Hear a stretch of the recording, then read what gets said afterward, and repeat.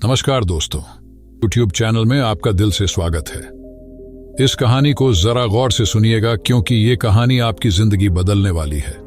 आजकल 12 से 25 साल के नौजवानों को इतनी चिंता हो रही है कि चिंता की वजह से उनका किसी भी काम में मन नहीं लग रहा। वो हमेशा परेशान ही रहते हैं। ना तो वो अंदर से खुश होते हैं और ना ही उनके अंदर कार्य करने की शक्ति है। फिर भला उन्हें कामयाबी कैसे मिलेगी? वो अपनी मंजिल तक कैसे पहुंचेंगे? एक समय की बात है, गौतम बुद्ध से उनके एक शिष्य ने एक बार पूछा कि महात्मा, क्या ऐसा संभव है जो मैं मेरे मन में सोचूं वो सारी चीजें अपने आप मुझे मिलना शुरू हो जाए? बुद्ध बोले, ऐसा संभव तो है, लेकिन क्या इसके लिए तुम ये दो चीजें कर पाओगे? शिष्य बुद्ध से बोला, क्या सच में ऐसा संभव होता है? अगर हाँ तो महात्मा मुझ पर कृपा कर मुझे बताइए, ऐसा होना कैसे संभव है? मैं इसके लिए कुछ भी करूंगा। बुद्ध शिष्य से बोले, तो सुनो, तुम अपने मन में जो चाहो वो तुम्हें मिलने लग जाए। इसका पहला उपाय यह है कि तुम्हें अपने मन को अपने नियंत्रण में लाना सीखना होगा। जब तुम्हारा मन पूरी तरह से तुम्हारे काबू में आएगा, तब उस दिन तुम्हें अपनी मनचाही चीजें मिलना शुरू होंगी। शिष्य बुद्ध से बोला, लेकिन गुरुजी, मन को वश में कैसे लाया जाता है और इस समस्या का दूसरा उपाय क्या है? बुद्ध शिष्य से कहते हैं, मन को वश में लाने का सबसे पहला और महत्वपूर्ण उपाय अपनी इंद्रियों को संयमित करना होता है। तुम्हारे पांचों इंद्रियां जब तुम्हारे वश में होंगी, तभी तुम अपने मन को वश में करने में कामयाब हो पाओगे। शिष्य कहता है गुरुदेव, आप कहते हो कि इंद्रियों को काबू में करने से हमारा मन हमारे काबू में आएगा और फिर जो मैं मेरे मन में सोचूं वो चीज मुझे मिलने लगेगी। लेकिन गुरुदेव, इंद्रियां तो मेरे काबू में हैं। मैं जैसे चाहूं वैसे अपने हाथों को, आंखों को या फिर पैरों को हिला सकता हूं। फिर मुझे जो चाहे वो चीजें क्यों नहीं मिल पाती? बुद्ध शिष्यों से कहते हैं, बालक, तुम अपने पांचों इंद्रियों की क्रिया के बारे में अपने मन में विचार कर रहे हो, लेकिन अपने पांचों इंद्रियों को अपने काबू में रखने का असली अर्थ यह है कि तुम्हें किसी भी भौतिक चीज का मोह न रहना। जब मनुष्य के मन के अंदर अलग अलग प्रकार के मोह उत्पादित होते हैं, तब उसका मन उन चीजों को देख दुखी होता है, जिस वजह से वो व्यर्थ की चिंता में फंसता चला जाता है। वहीं जिस इंसान का मन उसके काबू में होता है, ऐसा व्यक्ति किसी भी प्रकार के मन के छलावे में न फंसकर अपने लक्ष्य की ओर अग्रसर होता है, और वही व्यक्ति जीवन में आगे जाकर अपने लक्ष्य को पूरा कर जीवन में सफल बन पाता है। शिष्य कहता है, हे महात्मा, मन को वश में करने का सही उपाय क्या है? किस प्रकार मैं अपने मन को अपने वश में ला सकूंगा?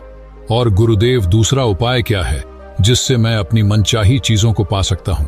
बुद्ध शिष्य से कहते हैं, तुम्हें अगर अपने मन को वश में करने का उपाय पता करना है तो तुम सामने दिख रहे पेड़ के नीचे 1 महीना हर दिन 2 घंटों के लिए मौन रहकर ध्यान करना सीखो।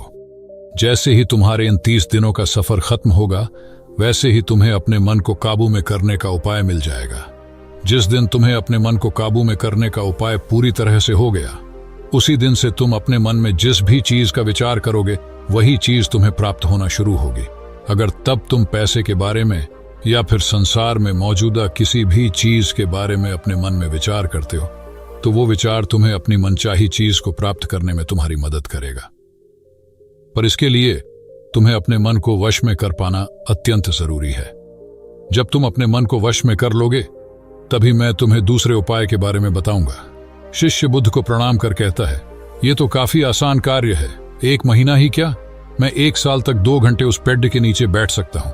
आप मुझे आज्ञा दें, कल से ही मैं ध्यान में बैठने के लिए तैयार हूं। बुद्ध शिष्य से बोले, ठीक है, तुम पहले 30 दिन उस पेड़ के नीचे मौन रहकर ध्यान करके दिखा दो, फिर हम आगे बात करेंगे। उस शिष्य को लगता है, गुरुदेव ने तो मुझे बहुत ही आसान कार्य सौंपा है, इसे तो मैं आसानता पूर्वक कर सकता हूं। इसमें कौन सी बड़ी बात है? 1 महीना पैर के नीचे ध्यान ही तो लगाना है, इससे मैं आसानी से कर सकता हूं। शिष्य दूसरे दिन गौतम बुद्ध को प्रणाम कर उस पेड़ के नीचे मौन रूप से बैठ गया। 3-4 दिन तक ऐसे ही चलता रहा। शिष्य हर दिन बुद्ध के पास जाता है, उनको प्रणाम करता और उस पेड़ के नीचे जाकर मौन रूप से ध्यान करना प्रारंभ करता। लेकिन जब छठे दिन रोज की तरह शिष्य उस पेड़ के नीचे बैठने गया, तब उस समय उसका मन बेकाबू होने लगता है। उसके मन में अलग अलग चीजों के विचार आना शुरू होते हैं। उसने अब तक जिस लोगों से बुरा बर्ताव किया, अपने साथ गुरुकुल में पढ़ रहे भाइयों को उसने हर बार कैसे मूर्ख बनाया और अपनी तारीफ करने के लिए गुरुजी को कब कब झूठ बोला, इन सारी बातों के विचार उसके मन में उत्पादित होने लगे। जिससे उसका पूरी तरह ध्यान में मन लगना बहुत ही मुश्किल होने लगा। थोड़े दिन बीते, आज उस शिष्य का मौन रहकर ध्यान करने का 17वां दिवस था, लेकिन उसके मन में बार बार आते हुए गलत विचार उसे ध्यान को ठीक से करने नहीं दे रहे थे। इसके लिए उसने मन में निर्णय किया, मैं इस समस्या का हल गुरुदेव से पूछता हूं, उन्हें इसका हल जरूर पता होगा। 18वें दिन उसके मुंह पर आ रहे भाव देखकर बुद्ध पहले ही समझ चुके थे कि आज ये सिर्फ प्रणाम करने नहीं है, अपितु किसी समस्या का हल पूछने आया है। शिष्य बुद्ध के पास जाता है और कहता है, ही महात्मा, आपके बताए अनुसार मैं हर रोज 17 दिनों से उस पैर के नीचे ध्यान लगाने बैठ जाता हूँ। शुरुआती दिनों में मैं जब ध्यान लगाने बैठता था, जब मेरा मन पूरी तरह लगता था, लेकिन अब उस पैर के नीचे जब मैं अपना ध्यान लगाने बैठ जाता हूं तब मेरा ध्यान अच्छे से नहीं लग पाता। मेरे मन में अलग अलग प्रकार के विचार आते हैं। जो विचार मुझे आते हैं उनके बारे में सोचकर मुझे अपनी सोच के ऊपर गुस्सा आने लगता है। मैंने अपने गुरु भाइयों के साथ कितना गलत किया, कितनी ही बार मैंने आपसे प्रशंसा के खातिर झूठ बोला। इन सभी गलत और विचार मुझे अंदर से दुखी करते हैं और मेरा ध्यान टूट जाता है। मैं सोचने लगता हूं कि मैं कितना गलत था, जिसकी वजह से मेरा ध्यान पर मन लगना तो दूर में ध्यान करते समय इन्हीं विचारों से जूझता रहता हूं। है महात्मा, मुझ पर कृपा करें और मुझे इन गलत विचारों को अपने मन से पूरी तरह खत्म करने में सहायता कीजिए। बुद्ध शिष्यों से कहते हैं, तुम्हें जब मैंने पहले दिन मौन रहकर पेड़ के नीचे बैठने के लिए कहा था, अब तुम्हारे मन में किसी भी प्रकार के विचार नहीं आ रहे थे, लेकिन अब 18 दिन बीतने के बाद तुम्हारे मन में अपनी गलतियों के विचार उत्पादित हो चुके, जिसका कारण एक ही है। जब तुम अपने गुरु भाइयों के साथ मस्ती करते थे और सबको अपनी तारीफ करने के लिए झूठी कहानियां सुनाते थे, तब तुम शांत रह रहे अपने मन से बातें ना कर पाए। पूरे दिन गुरु भाइयों के सामने बढ़ावा करने में समय व्यतीत करते थे, लेकिन जब तुम अपने अंदर अपने मन से बातें करना प्रारंभ किया तो तुम्हें अपने आप ही अपनी गलतियों के बारे में विचार आने शुरू हुए, जिसका कारण एक ही है। व्यक्ति अपने आप से किसी भी सवाल को पूछता नहीं है। लोग शांत रहकर खुद से बात करना पसंद नहीं करते और दूसरों से अपनी समस्याओं का हल पूछकर उदास होते हैं। जब इंसान अपनी किसी भी प्रकार की समस्या का हल शांत रहकर अपने आप से पूछता है, तब उस वक्त उस व्यक्ति की बुद्धि खुद ब खुद उस समस्या को हल करने का रास्ता उस इंसान को बताना शुरू करती है। जब तुम अपने आप से बातें करना प्रारंभ करते हो, तब तुम्हें खुद की अच्छाइयां और बुराइयां दोनों दिखना शुरू होती है, जिसका फायदा तुम्हें भविष्य में होना शुरू होता है। यानी जब तुम्हें अपनी गलतियां दिखती है, तब तुम उन पर शांति से काम कर अपने आप ही आगे बढ़ना शुरू कर देते हो। क्यों? जिस वजह से तुम अपने मन में जिस भी चीज को सोचते हो, उस चीज को प्राप्त करने का रास्ता तुम्हारी बुद्धि तुम्हें दिखाना शुरू कर दी है। बौद्ध कहते हैं, इसलिए मैंने पहले ही दिन तुम्हें बताया था, जैसे जैसे तुम शांत रहकर अपने मन से विचार करना शुरू करोगे, वैसे वैसे तुम्हें अपनी मन चाहे चीजें मिलना प्रारंभ होंगी। बुद्ध शिष्य से बोले, गुरुदेव, आपने मुझे दूसरा उपाय बताने का भी वादा किया था। मुझे लगता है वो उपाय इससे आसान होगा। कृपा कर मुझे दूसरा भी उपाय बताइए। बुद्ध शिशु को बोले, मैं तुम्हें दूसरा उपाय तुम्हारे 30 दिन पूरे होते ही बता दूंगा। शिष्य बुद्ध को निराशा भरी नजरों से देखता है और वहां से चला जाता है। थोड़े दिन बीतते आज उस शिष्य के 30 दिन पूरे हो चुके थे। शिष्य बुद्ध के पास चला जाता है और बुद्ध से पूछता है गुरुदेव, मुझे मेरा मन इतना हल्का क्यों लग रहा है?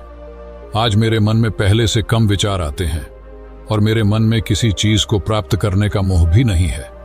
लेकिन गुरुदेव, दूसरा उपाय क्या था जिसे आपने उस दिन नहीं बताया? बुद्ध शिष्यों से कहते हैं, दूसरा उपाय था ही नहीं, बस मैंने तुम्हें इसलिए दूसरे उपाय के बारे में बताया था क्योंकि तुम ध्यान के इस 30 दिन में भटक ना जाओ। तुम अपने ध्यान के इन दिनों पूरी तरह से खत्म कर पाओ, जिससे तुम्हें अपने अंदर की आवाज को पहचानने में मदद हो और तुम जान सको कि ऐसा संभव जरूर है कि जो तुम चाहो वो तुम्हें मिल सकता है। लेकिन अपने मन को वश में करने के बाद इसके रास्ते और भी ज्यादा आसान हो जाते हैं। इसलिए इंसान का मन अगर उसके वश में हो तो वो अपनी मनचाही चीज को प्राप्त करने में समर्थ रहता है।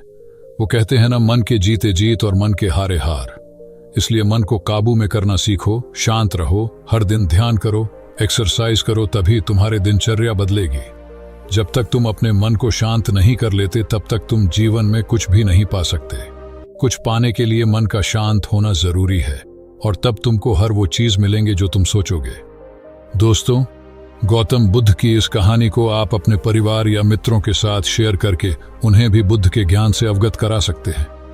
बाकी अगर ये कहानी आपको अच्छी लगी हो तो इस वीडियो को लाइक करें और ऐसी और कहानी सुनने के लिए यूट्यूब चैनल को सब्सक्राइब करें। तब तक मिलते हैं हम आपसे ऐसी ही एक और प्रेरणादायक कहानी के साथ अगले दिन। धन्यवाद।